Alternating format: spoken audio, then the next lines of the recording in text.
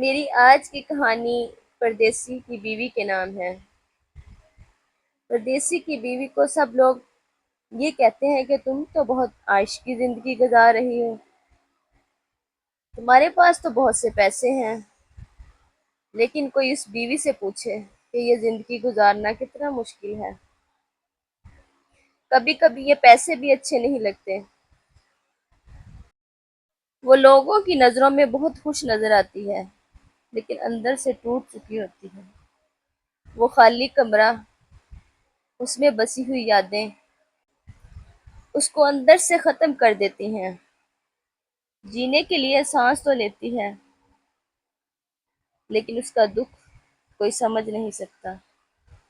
جتنی مشکل ایک پردیسی کی بیوی کی زندگی ہے نا، کسی کی نہیں ہو سکتی۔ ضرورتیں تو سب پوری ہو جاتی ہیں، لیکن اس چیز کا احساس کوئی اس سے پوچھے اس کے دل کا حال، نہ کوئی عید، نہ کوئی تہوار اچھا لگتا ہے، اور ہر چیز میں اس کی کمی محسوس ہوتی ہے۔ ایسی ہی ایک کہانی آج میں آپ لوگوں کو سنانے جا رہی ہوں۔ زبیدہ کا شوہر باہر رہتا تھا، اس کے 2 بچے تھے۔ بچے چھوٹے چھوٹے تھے جب شوہر باہر چلا گیا۔ شوہر نے گھر والوں کی ہر ضرورت کا خیال رکھا، سب کی ضرورتیں پوری کی، اور گھر میں زبیدہ نے سب ذمہ داریاں اچھے سے نبھائیں، سب کا بہت خیال رکھا، بہت خدمتیں کی۔ بچے بڑے ہو چکے تھے۔ بڑی اذیت ناک زندگی جو زبیدہ نے سہی۔ اب زبیدہ چاہتی تھی کہ شوہر واپس آ جائے، لیکن گھر کے باقی افراد کو پیسے چاہیے تھے۔ سب لوگ یہی چاہتے تھے کہ وہ باہر رہے اور ہمیں پیسے ملتے رہیں، ہم عیاشیاں کرتے رہیں۔ اب شوہر پاکستان واپس آیا، وہ اتنا بیمار تھا کہ اس کی کنڈیشن بہت زیادہ خراب تھی۔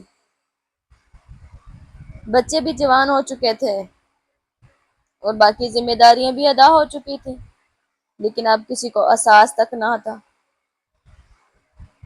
ایک دن زبیدہ کے میاں کی طبیعت اچانک بہت زیادہ بگڑ گئی۔ ہاسپٹل لے کر گئے۔ ڈاکٹر نے کہا کہ ان کے پاس وقت بہت کم ہے۔ اس کے میاں نے اپنی بیٹی اور بیوی کو بلایا اور کہا کہ میں ایمن کی شادی کرنا چاہتا ہوں اپنی زندگی میں۔ زبیدہ نے کہا کس سے؟ آپ کی نظر میں کوئی لڑکا ہے؟ تو وہ لڑکا ایمن کا کلاس فیلو تھا، ایمن کو پسند کرتا تھا۔ سمیر، اس نے کہا سمیر سے نکاح کر دیتے ہیں ایمن کا اسی وقت۔ ایمن راضی تو نہیں تھی، لیکن باپ کی بات کو ٹال نہ سکی، اس کا نکاح کر دیا گیا۔ کچھ لمحے کے لیے باپ زندہ رہا، جلد دنیا سے رخصت ہو گیا۔ اس صدمے نے ان بچوں اور بیوی کو ہلا کر رکھ دیا۔ آہستہ آہستہ اللہ نے صبر دے دیا، لیکن زبیدہ جو ہمیشہ ہی جوانی بھی تنہائی میں گزار دی، اور بڑھاپے میں تو اب ساتھ کی ضرورت ہوتی ہے، اب بھی ساتھ چھوٹ گیا۔ بہت ہمت والی عورت تھی۔ ایک دن ایمن اور اس کا بھائی حمزہ باہر کہیں گئے ہوئے تھے، تو راستے میں حمزہ کی طبیعت بہت زیادہ خراب ہوئی۔ ایمن اس کو ہاسپٹل لے گئی، اور وہیں ہی ان کو سمیر مل گیا۔ سمیر نے دیکھا کہ ایمن اکیلی تھی، رات ہو چکی تھی۔ سمیر نے کہا چلو ایمن، میں تمہیں چھوڑ آتا ہوں، آنٹی پریشان ہو رہی ہوں گی، میں حمزہ کے پاس ہوں۔ لیکن ایمن کا دل نہیں چاہ رہا تھا اپنے بھائی کو چھوڑ کو جانے کو۔ ایمن کے فون کی بیٹری بھی ختم ہو چکی تھی، فون بند ہو گیا۔ تو سمیر نے کہا پلیز چلو، میں تمہیں چھوڑ آتا ہوں، آنٹی پریشان ہو رہی ہوں گی۔ ایمن اور سمیر گھر آئے، تو جو گھر والے تھے، ایمن کی پھپھو اور چاچو، ان لوگوں نے اس کی ماں کا جینا حرام کر دیا تھا کہ تمہاری بیٹی کہاں آوارہ گردیوں کر رہی ہے، اتنی رات ہو گئی ہے وہ ابھی تک گھر نہیں آئی۔ زبیدہ بیگم بچاری رو رو کر برا حال تھا کہ پتہ نہیں میرے بچے کہاں ہوں گے۔ جب ایمن کو سمیر کے ساتھ دیکھا تو سب اور ہی باتیں کرنے لگ گئے۔ کیوں بٹھایا ہوا تم نے جب اس کا نکاح کر دیا ہے؟ اس اتنا ہی شوق ہے اپنے میاں کے ساتھ گھومنے پھرنے کا تو تم بیج کیوں نہیں رہتی سسرال؟ ادھر سمیر کی امی نے منع کیا تھا کہ جب تک سمیر اپنے پاؤں پر کھڑا نہیں ہو جائے گا تب تک وہ ایمن کو گھر نہیں لے کر آئے گی۔ اب زبیدہ بیگم کو بھی غصہ آ رہا تھا کہ ایمن نے اسے بتایا کیوں نہیں، لیکن ایمن بیچاری کسی نے ایک نہ سنی۔ وہ روتی رہی کہ میری بات تو سن لیں۔ اس کی ماں نے بھی کہہ دیا چلی جاؤ اسی کے ساتھ، یہ تمہارا شوہر ہے نا، آج اسی وقت چلی جاؤ میرے گھر سے۔ سب لوگ باتیں کر رہے تھے۔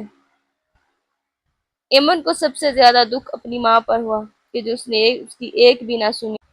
باقی سب تو ہے ہی ایسے تھے، لیکن اب ایمن کو مجبوری میں سمیر کے ساتھ جانا پڑا۔ سمیر نے کہا کہ ایمن اب میں اور تمہاری بے عزتی برداشت نہیں کر سکتا، تم میری عزت ہو، چلو میں تمہیں گھر لے کر جاتا ہوں۔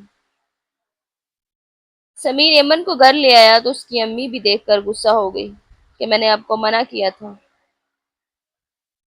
سمیر نے اپنی ماں کو سمجھایا کہ کچھ ماحول ہی ایسا ہو گیا تھا کہ مجھے ایمن کو گھر لانا پڑا۔ اب سمیر کی امی نے یہ شرط رکھی کہ جب تک سمیر کی پڑھائی مکمل نہ ہو جائے، وہ اپنے پاؤں پر کھڑا نہ ہو جائے، تم لوگ ایک کمرے میں نہیں رہ سکتے۔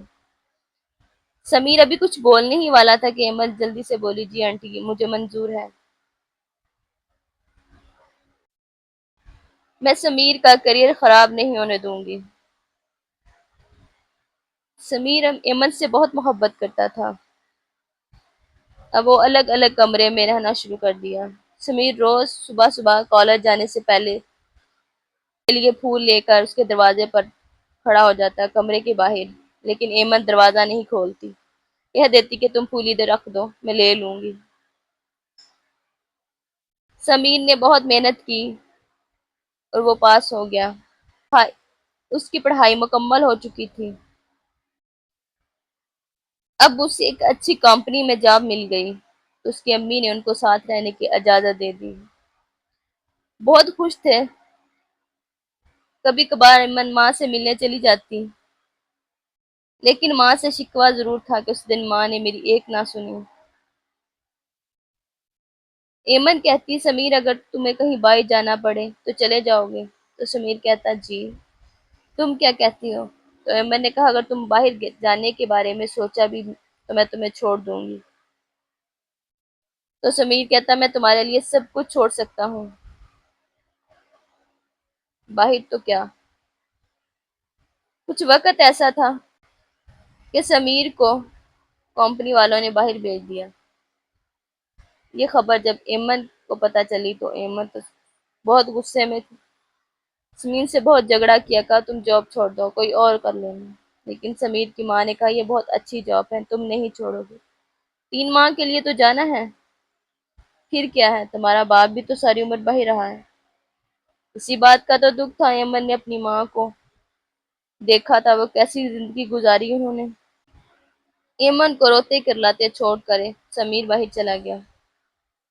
3 ماہ تک تو وہ رہا، لیکن وہاں کام اتنا اچھا تھا کہ سیلری اچھی ملتی رہی، واپس نہ آنے کو دل کیا۔ ایمن پریگننٹ تھی، اس وقت ایمن کو سمیر کی سخت ضرورت تھی۔ ایمن روز فون سے جھگڑا کرتی۔ ایمن کی ڈیلیوری کا وقت ان قریب تھا۔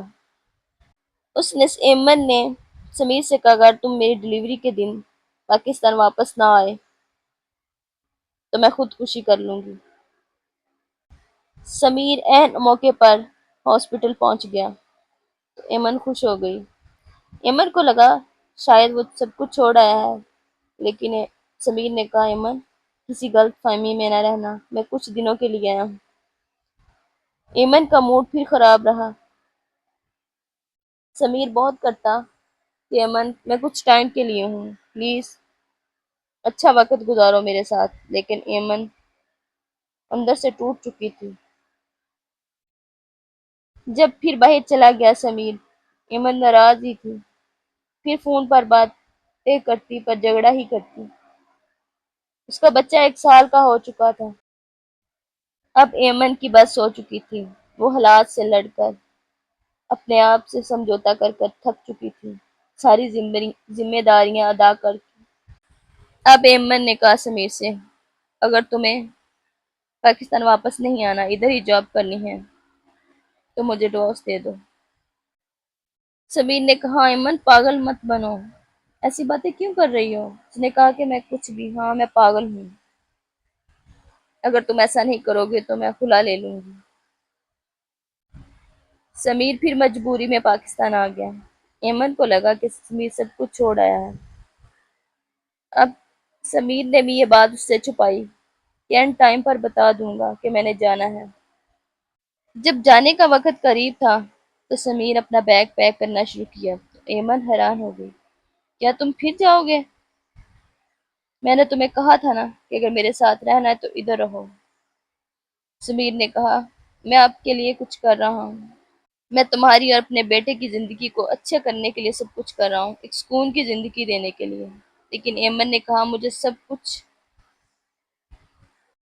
ملا ہے، بس تمہاری ضرورت ہے، تم ہمارے ساتھ رہو۔ ایمن کی ماں نے بھی اس کو بہت سمجھایا کہ تمہارے ابو تو 10 سال بعد واپس آئے تھے، سمیر تو آج جلدی آ جاتا ہے، جب تم کہتی ہو واپس آ جاتا ہے، تم سے اتنی محبت کرتا ہے، کیوں کر رہی ہو ایسی ضد؟ لیکن ایمن اس دفعہ بالکل بھی نہیں مان رہی تھی۔ سمیر ناراض ہو کر چلا گیا۔ اس کی ماں نے اس کو بہت سمجھایا کہ جاؤ، پیچھے جاؤ، اس سے ملو اور خوشی خوشی رخصت کرو۔ جب ایمن کو یہ بات سمجھ آئی تو وہ گاڑی لے کر ایئرپورٹ پیچھے چلی گئی۔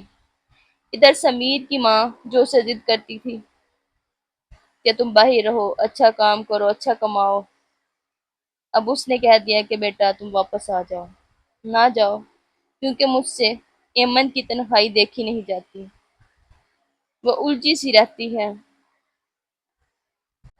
ایمن ایئرپورٹ پہنچی تو فلائٹ جا چکی تھی۔ ایمن روتی ہوئی واپس آ گئی کیونکہ اس سے پہلے سمیر گھر پہنچ چکا تھا۔